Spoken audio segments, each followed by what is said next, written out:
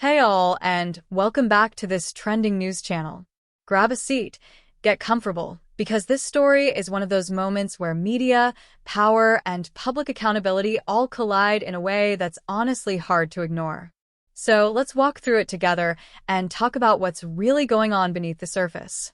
So, in the last couple of days, President Trump set off another wave of controversy after targeting a New York Times reporter with some pretty harsh personal insults.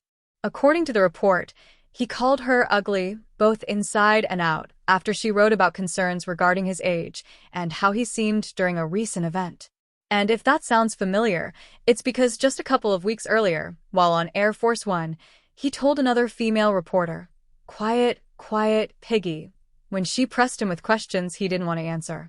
Now, whether you agree with President Trump's politics or not, moments like this always spark a bigger conversation. It's less about one comment or one reporter, and more about what it says about leadership, press freedom, and how powerful people respond when they're challenged.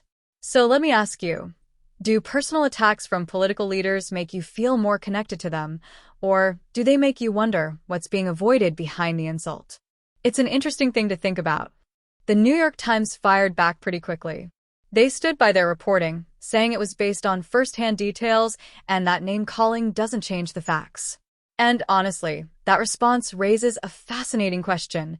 When journalists are doing their jobs, especially when the news isn't flattering, should the focus be on the content or on the character of the reporter delivering it?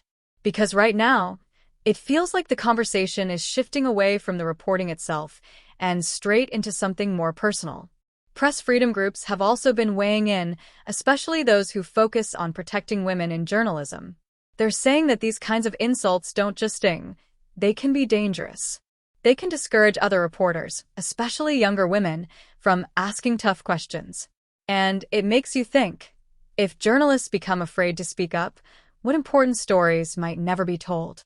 Now, supporters of President Trump argue that he's a straight shooter. They say he pushes back when he feels reporting is unfair or biased, and that he doesn't sugarcoat anything. And look, there are definitely people who appreciate that bluntness. But on the flip side, critics are pointing out a pattern, that these insults tend to target women more than men. So what does that suggest? Is it coincidence, or is there something deeper happening in the way certain reporters are singled out? It also brings us to the bigger picture. President Trump has had a long, complicated relationship with the media going back many years. Terms like fake news and enemy of the people have become a major part of his political style. But moments like this feel different to a lot of people because they're not just critiques of institutions, they're personal attacks on individuals. And when the most powerful person in the country singles someone out by name, it's not hard to imagine how that can ripple outward in ways that reporter may feel for years. So, here's a question for you. How much does tone matter when leaders communicate? Should a president's style be measured by effectiveness, politeness, or something else entirely? It's one of those things people rarely agree on, but it's worth thinking about. The bigger concern many experts raise is that this kind of rhetoric can weaken trust, not just in the media, but in the entire flow of information in a democracy. If reporters are painted as villains and criticism is attacked instead of addressed, people may stop trusting facts altogether. And once that happens, how do we even decide what truth is? At the end of the day, this situation leaves us with more questions than answers. Will the media respond more forcefully to protect their reporters?